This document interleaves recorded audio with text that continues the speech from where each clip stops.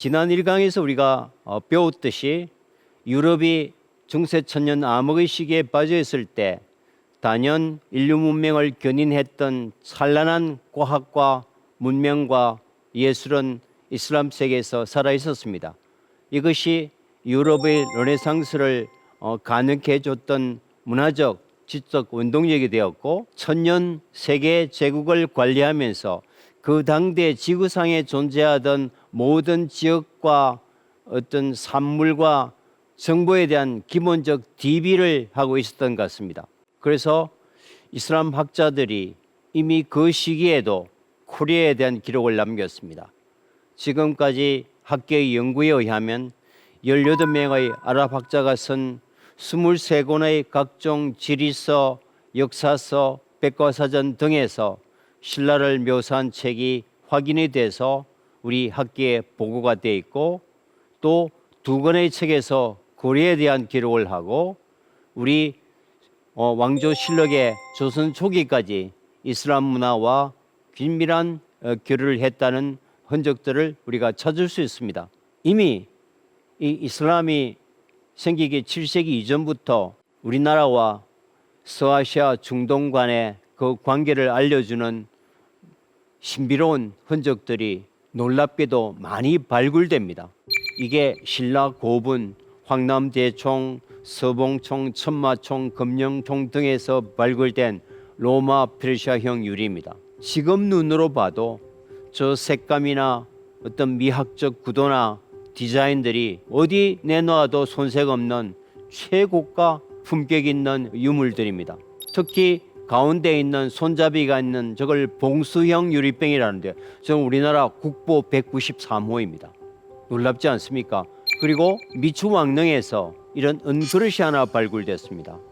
타출 기법이라고 해서 안에서 두드려서 밖으로 볼록볼록하게 한 굉장히 어려운 공예 기법입니다. 근데 저 공예의 조각 내용을 보니까 당시 신라의 장신구나 디자인과는 거리가 먼 페르시아의 아나히타 여신을 연상시키는 조각이 저기 들어있는 겁니다.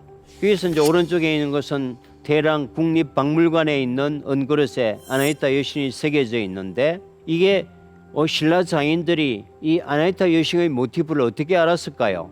이거는 아무래도 페르시아 사람들이 와서 조각을 해줬거나, 아니면 페르시아에서 만들어졌던 공예품이 교역 물품과 함께 신라 사회에 전해졌다고 우리가 충분히 짐작할 수 있는 아주 소중한 유물입니다. 그리고 카페트는 현재 유물로 남아있지는 않지만 삼국사기 잡지라는 기록에 보면 성골, 진골, 육tuk품 신라 상청사회에서 구등, 탑등으로 기록되어 있는 이 모직 깔개 제품을 사용했다고 합니다.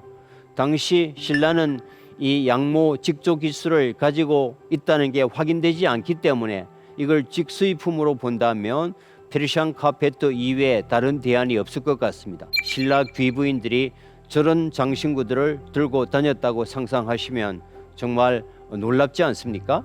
그리고 신라에서 흔히 입수상조문이라고 하는 가운데 꽃나무가 서 있고 양쪽에 새가 쌍으로 받치고 있는, 제 오른쪽에 있는 것이 경주박물관 앞들에 있는 사자석상에 있는 건데, 페르시아 형태와 아주 유사하고 많은 미술사 쪽 학자들이 저거는 페르시아 영향을 받았다고 지금 이제 주장하고 있는 아주 귀중한 유물입니다.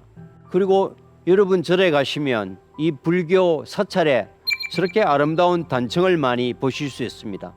그 단청에 이게 사용되었던 저런 디자인들을 우리가 흔히 당초문이라고 합니다. 당나라에서 받아들였던 풀 디자인에서 당초문인데, 이걸 당초문을 영어로 번역하면 이 아라베스크 디자인, 아라베스크 모티프라고 할 수 있습니다. 바로 대칭, 시작도 끝도 없는 좌우상하의 대칭, 이걸 우리가 지오메트릭 디자인, 기하학적 디자인인데, 이게 아라베스크 문양의 핵심입니다. 이게 실코드를 따라서 우리나라 단청이나 사찰이나 문살이나 또 기와와당이나 도자기 등에도 빈번하게 나타나서 이것도 두 문화의 영향으로 우리가 충분히 살펴볼 수 있는 개연성이 있다고 생각합니다. 그래서 이런 여러 가지 고고학적, 인류학적, 민속학적 어떤 정황 증거를 통해서 적어도 우리나라와 중동 아랍 간에는 어떤 1500년의 깊은 교류와 접촉이 있었다는 것을 충분히 짐작할 수 있습니다. 그런 문화 교류가 있었다면 8세기면 1200년 전 비잔틴 제국의 수도였던 콘스탄티노플, 그리고 사산조 페르시아와 아랍 아바스 제국, 중아시아의 부카라와 사마르칸드, 당나라의 수도 장안을 거쳐서 한반도에 이르는 이것이 1만 킬로 일본 물류 고속도로입니다. 실크로드 길이라고도 하죠. 이 1200년 전 8세기 9세기경에 과연 콘스탄티노플과 경주 사이에는 서로 문화 교류가 있었을까? 유물로 보면 당연히 있었겠죠. 있었다면은 얼마나 빠른 속도로 문물이 전파됐을까? 어떤 루트로 이 문물이 전파됐을까? 이런 생각들을 하게 되겠죠.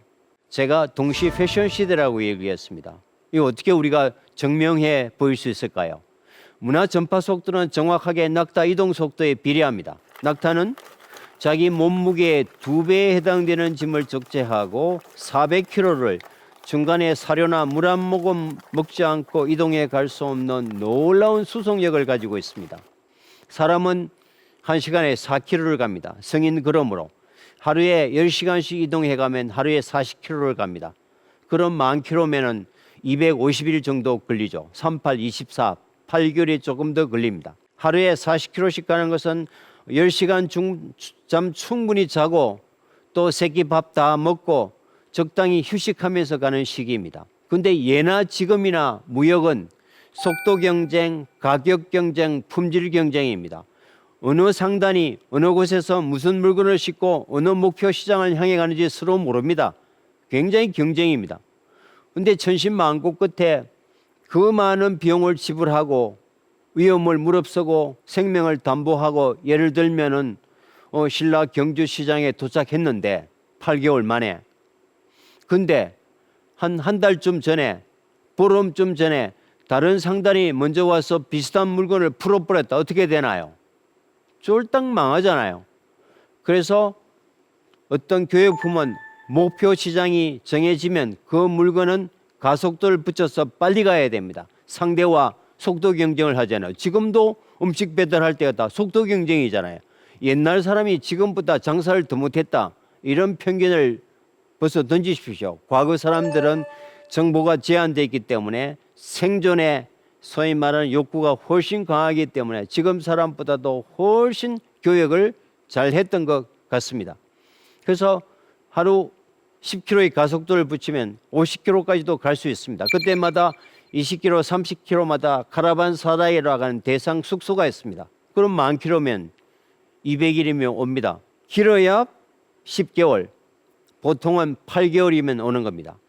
그래서 결국 이 콘스탄티노플과 경주 사이에는 약 8개월 단위로 동시 패션 시대를 살았다. 지나친 표현 같지 않습니다. 이건 뭔가 하면 콘스탄티노플 상류 사회에서 유행하던 패션이나 디자인이나 어떤 장신구나 트렌드가 8개월 이후에는 신라의 성골, 진골, 육두품 상청 사회에 그대로 유행하는 겁니다. 문화는 우리의 상상을 뛰어넘을 정도로 어마어마하게 빠르게 전파되는 속성을 가지고 있다. 콘스탄티노플 상류 사회에서 유행하던 이런 장식품, 공작새, 꼬리털, 비치모, 공예 보석류, 여성 소품, 장신구들이 삼국사기에도 그 기록이 나타나고요. 그리고 바그다드 일대에서 교역되고 유행하고 이제 낙타 등에 실렸던 페르시안 카페트나 모직 말 한 장, 또 아라비아 유향과 모략, 그리고 유향이 신라 국사 사찰에서 소위 말하는 정교한 향으로 피워졌다는 기록도 있고, 경주에서 어떤 석가탑을 복원할 때 유향 2봉지가 발견된 등도 있습니다. 그 옥으로 만든 빛, 에메랄드 제품, 유리, 금속 소개품들이 이 바그다드 일대에 실려서 신라까지 물밀듯이 들어왔던 것 같습니다. 그래서 이 일본 물류고속도로를 여러분이 잘 기억해 주면 좋을 것 같고, 그 다음에 두 번째는 이 장안에 왔던 이 물건들이 그 만주를 통해서 고구려를 통해서 신라에 오는 경우는 매우 드물었던 것 같습니다. 왜냐하면 고구려와 신라 사이에는 관계가 좋았던 시기보다는 서로 갈등하고 전쟁하는 시기가 훨씬 길었기 때문에 또 주로 장안에서 왔던 그 물품들이 그 수양제가 뚫어놓았던 운하를 타고 양주나 항주 쪽으로 나와서 배를 타고 쿠로쇼라는 해류가 흐릅니다.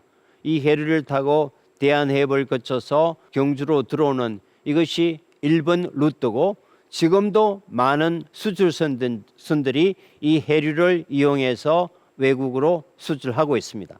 그래서 이제 종착역은 바다로 왔던 것은 그 종착역은 광저우지만 이 광저우에서 천주, 후주, 양주, 항저우까지 많은 아랍 상인들이 공동체를 형성하면서 신라 시장을 향한 이제 비즈니스를 이미 1200년 전부터 열심히 해왔던 것 같습니다.